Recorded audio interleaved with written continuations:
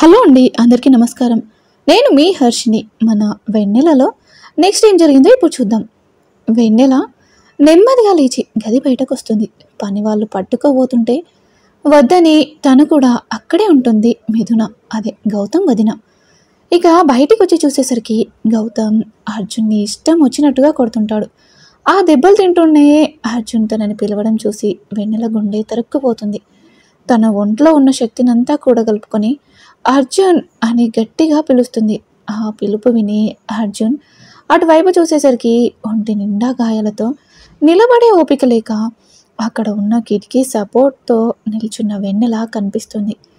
తనని చూడగానే క్షణం ఆలస్యం చేయకుండా గౌతమ్ని దూరంగా తోసి వెన్నెల దగ్గరికి పరిగెత్తుకొని వెళ్తాడు అర్జున్. అప్పటి వరకు ఎలాగోలా నిలబడి ఉన్న వెన్నెల తను రాగానే అక్కడే కూలబడిపోతుంది. వెన్నెలని అలా చూసి అర్జున్ హృదయం ఎన్ని మొక్కలైందో తనకే తెలియడం లేదు. వెన్నెల ఏమైంది, ఏంటి దెబ్బలని అడుగుతాడు. అర్జున్, ప్లీజ్ ముందు నన్ను ఇక్కడి నుంచి తీసుకెళ్ళిపో, నేను ఒక్క క్షణం కూడా ఉండలేను, తీసుకెళ్ళిపో అర్జున్ అంటూ ఏడుస్తుంది. అలానే వెళ్ళిపోదాం, ఏడవకంటూ కళ్ళు తుడుస్తాడు. అవ్వా, చూసావురా, ఇక్కడ మనందరం ఉన్నామనే భయం లేకుండా ఎలా బరతికించి మాట్లాడుతుందో చూసావా నీ పెళ్ళాం అని. ఎక్కడికే నువ్వు తీసుకెళ్ళమనేది, వాడు తీసుకెళ్ళేది లే అంటూ వెన్నెల జుట్టు పట్టుకోబోతుంది. అంతలో తన చేతిని అర్జున్ పట్టుకుని విసిరు కొడతాడు. దాంతో కొంచెం దూరంగా వెళ్తుంది. ఛాయాదేవిని పడకుండా పట్టుకుని, రేయ్, నీకెంత ధైర్యం ఉంటే మా అమ్మ చేతిని విసిరు కొడతావు అని అనుకుంటూ గౌతమ్ అర్జున్ మీదకి వస్తాడు. వెన్నెలని పక్కన కూర్చోబెట్టి, ఒక్క 5 నిమిషాలు ఓపిక పట్టు, వెళ్ళిపోదాం అని తన మీదకి వస్తున్న గౌతమ్ని అడ్డుకుంటూ ప్రతిదాడి చేస్తాడు. అర్జున్ అలా కొడుతుంటే అప్పటి వరకు తను తిన్న దెబ్బలకు సమాధానం ఇచ్చినట్టుగా చూస్తుంది వెన్నెల గౌతమ్ని. ఆ చూపులను చూసి తట్టుకోలేకపోతున్నాడు గౌతమ్. తన మనుషులను కొడుతున్న అర్జున్ని వెనక నుంచి కొట్టాలని వెళ్తాడు. కానీ అర్జున్ అది ముందే పసిగట్టి తన చేతిని పట్టుకొని ముందు వైపు తిప్పుతాడు. దాంతో గౌతమ్కి విపరీతమైన నొప్పి రావడంతో అరుస్తూ ఉంటాడు. అంతకుముందు వెన్నెల ఏడుస్తుంటే ఆనందించిన ఛాయాదేవి కొడుకుకి దెబ్బ తగిలేసరికి గట్టి గట్టిగా అరుస్తూ అర్జున్ని కర్ర తీసుకొని కొట్టబోతుంది. అర్జున్ ఆ కర్రను పట్టుకుని లాగేసరికి వెళ్ళి కూర్చున్న వెన్నెల కాళ్ళ దగ్గర పడుతుంది. వెన్నెలకి ఎంత బాధనైతే ఇచ్చారో అంతకు మించి వాళ్ళకి బదులు ఇస్తున్నాడు అర్జున్. సెక్యూరిటీతో పాటు ఇంకా కొంతమంది రౌడీలు కూడా వస్తారు. ఎంతమంది వచ్చినా వాళ్ళని ఒక్క దెబ్బకే నేల కతుక్కునేలా చేస్తున్నాడు అర్జున్. వాళ్ళలో కొంతమంది అర్జున్ కొట్టుడిని చూసి పారిపోయారు. మిగిలిన వాళ్ళు కింద పడి మూలుగుతున్నారు. ఇంకెవ్వరూ లేరు అని నిర్ధారించుకున్న తర్వాత వెన్నెల దగ్గరికి వస్తుంటాడు. అక్కడే ఉన్న ఛాయాదేవి తన కొడుకును కొట్టడం గుర్తు చేసుకుని వెన్నెలను తీసుకెళ్లకుండా తన గొంతు దగ్గర కత్తి పెడుతుంది. రేయ్, నువ్వు ఒక్క అడుగు వేసినా దీన్ని పీక కోసేస్తాను, అక్కడే ఆగు అంటుంది. అర్జున్ తన మాటలు పట్టించుకోకుండా వస్తుంటాడు. ఏయ్, నీకేరా చెప్పేది, ఆగు అంటున్నా వస్తున్నాడని కత్తిని ఇంకా దగ్గరికి తీసుకెళ్తూ అర్జున్ని చూసేసరికి తనకి ఎదురుగా ఎర్రబడిన కళ్ళతో చూస్తుంటాడు. ఆ చూపుకి భయపడి వెన్నెలను వదిలేస్తుంది. నడవలేకపోతున్న వెన్నెలను 2 చేతులతో ఎత్తుకుని అందరినీ దాటుకుంటూ తీసుకెళ్లాడు. ఛాయాదేవి ఇంకా కసి కోపంతో చూస్తుంది వాళ్ళ వంక.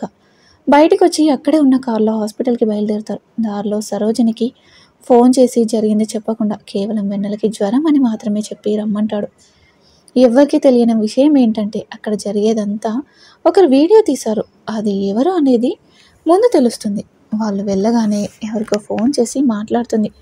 ఛాయాదేవి, నా కొడుకుని, నా మనుషులని కొట్టి దాన్ని తీసుకెళ్ళిపోతే ఊరుకుంటాననుకుంటున్నారా? అది ఎక్కడికి వెళ్ళినా తిరిగి నా కాళ్ళ దగ్గరికి రావాల్సిందే అని అనుకుంటుంది. ఇక అర్జున్ వాళ్ళు వెళ్ళేసరికి అక్కడ సరోజిని, సీత, చక్రధర్ ముగ్గురు ఎదురు చూస్తూ ఉంటారు. కారు హాస్పిటల్ ముందు ఆగ్గానే హడావిడిగా వచ్చిన వాళ్ళు వెన్నెలను అలా చూసి భయపడిపోతారు. సీత అయితే అమ్మ వెన్నెల అంటూ ఏడుస్తూ ఉంటుంది. ఆంటీ, ప్లీజ్ మీరు భయపడకండి, వెన్నెలకి ఏమీ కాలేదు అని. అమ్మ, ఆంటీని చూసుకో అని తనని డాక్టర్ దగ్గరికి తీసుకెళ్ళాడు. ఆవిడ వెన్నెలకి ట్రీట్మెంట్ చేయాలని అందరినీ బయటికి వెళ్ళమంటుంది. బయటకు రాగానే చక్రధర్ అర్జున్ దగ్గరికి వచ్చి, ఏంటి అర్జున్, అసలు ఏమైంది వెన్నెలకి, తను నువ్వు తీసుకొచ్చావేంట్రా, నీకు ఈ దెబ్బలు ఎలా తగిలాయి చెప్పరా అంటాడు. అర్జున్ ఏం చెప్పకుండా ఏడుస్తూ, నేనే చేశాను డాడీ, వెన్నెలను ఆ నరకంలోకి దగ్గరుండి మరీ పంపించాను అని అంటూ బాధపడతాడు. అర్జున్, అన్నీ తర్వాత మాట్లాడుకుందాం, ముందు నువ్వు పద, నాన్న ట్రీట్మెంట్ చేయించుకుందు కానీ రక్తం చూడు ఎలా వస్తుందో అంటూ అప్పటి వరకు చేతిపై అదేం పెట్టిన కర్చీఫ్ని చూపిస్తాడు. అది రక్తంతో పూర్తిగా తడిచిపోయి ఉంటుంది. లేదు నాన్న, వెన్నెలకి ఎలా ఉందో తెలిసే వరకు నేను ఏ ట్రీట్మెంట్ చేయించుకోను అంటూ మొండిగా కూర్చుంటాడు. అలా అంటే ఎలా నాన్న అని మాట్లాడుతూ ఉండగానే వెన్నెలను ట్రీట్ చేసిన డాక్టర్ పిలవడంతో ఆవిడ రూమ్లోకి వెళ్తారు. డాక్టర్, వెన్నెలకి ఎలా ఉంది అని అడుగుతారు. అందరూ ఆందోళనగా. కూల్ కూల్, ముందు మీరు కూర్చొని మాట్లాడదాం అని అంది డాక్టర్. ఆవిడ మాట విని అందరూ కూర్చుంటారు. చూడండి, మీకు ఎలా చెప్పాలో అర్థం కావడం లేదు అంటుంది. ఏమైంది డాక్టర్ అంటారు.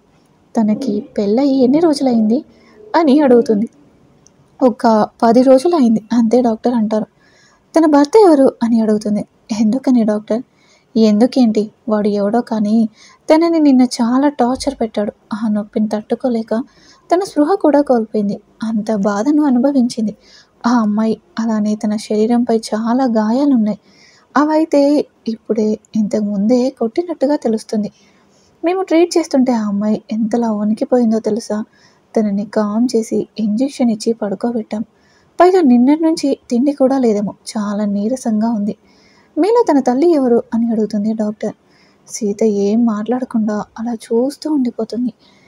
ఎందుకంటే అంతకుముందే వాళ్ళు చెప్పిన మాటలు విని కూతుర్ని మందలించి వచ్చింది. కానీ అసలు ఏమైందమ్మా అని ఒక్క మాట అడగలేకపోయింది. అదంతా తలుచుకుంటుంటే తన మీద తనకే కోపం వస్తుంది. ఇప్పుడు సీత మాట్లాడే పరిస్థితులలో లేదని అర్థమైన సరోజిని, పర్వాలేదు డాక్టర్, మీరేం చెప్పాలనుకున్నా నాతో చెప్పండి చాలు అంటుంది. సరే అని అర్జున్ చక్రధర్లను బయటకు వెళ్ళమంటుంది. వాళ్ళు వెళ్ళగానే, చూడండి, తను కొన్ని రోజులు తన భర్తకి దూరంగా ఉండాలి. ఇప్పుడిప్పుడే మాత్రం తన భర్తకు దగ్గరైతే మాత్రం చాలా కష్టం. ఒక ఆడదానిగా తనని అలా చూసి నాకే చాలా బాధగా అనిపించింది. వాడు మనిషిలా కాదు, మృగంలా ప్రవర్తించాడు. ఒకవేళ తన భర్త వస్తే మాత్రం నా దగ్గరికి పంపించండి. వాడికి కౌన్సిలింగ్ ఇవ్వాలి. లేదంటే ఆ అమ్మాయి జీవితం నరకప్రాయమే అయిపోతుంది. తప్పకుండా డాక్టర్ అని అసలు ఇప్పుడు తనకి ఎలా ఉంది అని అడుగుతుంది సరోజిని వస్తున్న కన్నీళ్లను తుడుచుకుంటూ. ఇప్పుడైతే పర్వాలేదమ్మా. ఇంతకుముందే తనకి నొప్పి తగ్గడానికి టాబ్లెట్స్ వేశారు. దాని కారణంగా చాలా వరకు తగ్గింది. కానీ జరిగిన వాటికి మాత్రం ఆ అమ్మాయి చాలా భయపడిపోతుంది. తనకిప్పుడు మీ అందరి ఆదరణ అవసరం. శరీరంపై ఉన్న గాయాలకైతే మేము మందులు ఇవ్వగలం. కానీ మనసుకు తగిలిన గాయాలకి మాత్రం మీరందరూ మందు అవ్వాలి. నేనేం చెప్తున్నానో మీకు అర్థమవుతుంది కదా అని అంటారు డాక్టర్. మేడం, ఇక నుంచి మేము జాగ్రత్తగా ఉంటాం and thank you so much అంటుంది సరోజిని. ఇది నా బాధ్యత అండి. అండ్ వన్ మోర్ థింగ్, తనకెప్పుడు ఎలాంటి సాయం కావాలన్నా నన్ను అడగొచ్చు అని. ఇంకో అరగంటలో తనకి స్పృహ వస్తుంది, అప్పుడు వెళ్ళి చూడండి అని చెప్పింది.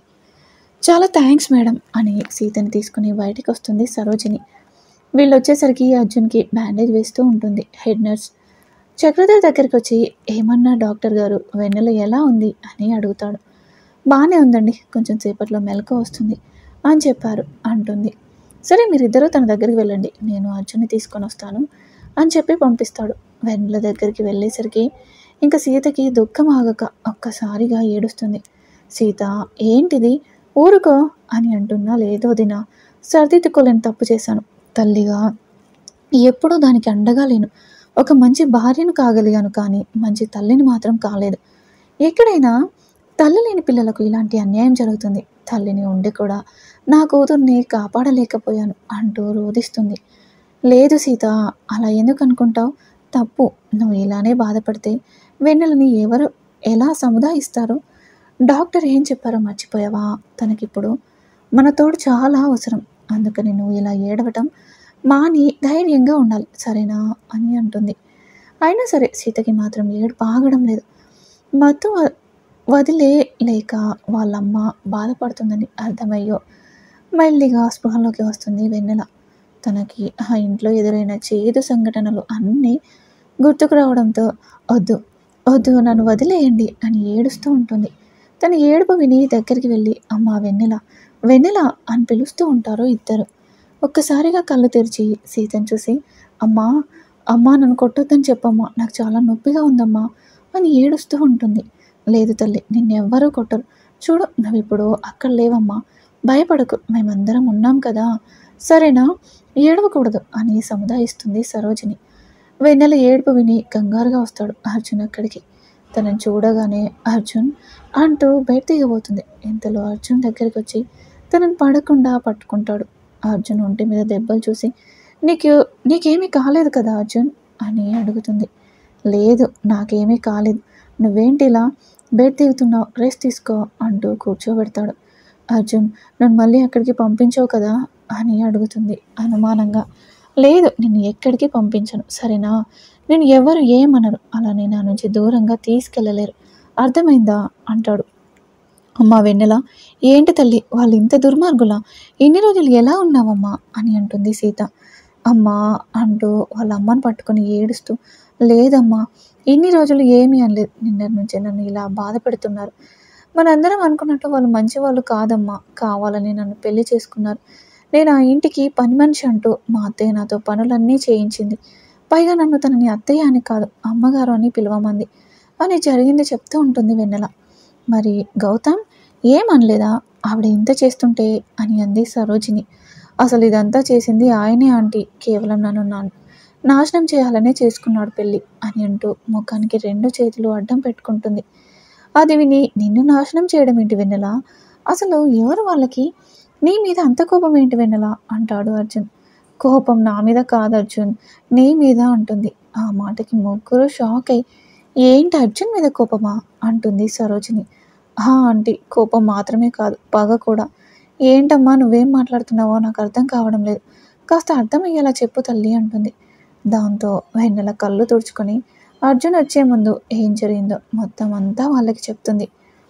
గౌతమ్ కొట్టిన తర్వాత తను తీసుకొచ్చి గదిలో పడుకోబెట్టి ఆ గాయాలకు మందు రాస్తూ ఏంటమ్మా ఇది, అసలు తప్పు చేసింది ఎవరు, శిక్ష అనుభవిస్తుంది ఎవరు, జరిగిన దానికి సంబంధమే లేని అమాయకురాలని ఎలా హింసిస్తున్నారు అంటూ ఆ ఇంటి పని మనిషి కంటతడి పెట్టుకుంటుంది.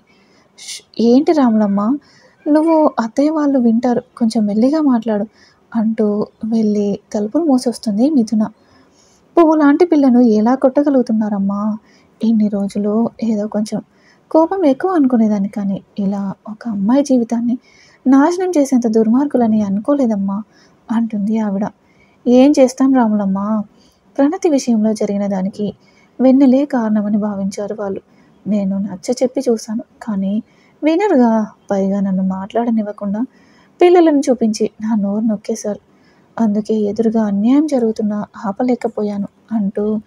నీకు తెలుసా రాములమ్మ, రాత్రి నా నిస్సహాయతకి నా మీద నాకే కోపం వచ్చింది, ఎంత బాధని భరించింది పాపం, ఎంతలా ఏడుస్తూ పిలిచింది, కానీ కాపాడలేని పరిస్థితులలో ఉండిపోయాం అందరం, అందుకనే తనని కొడుతుంటే చూడలేకపోయాను.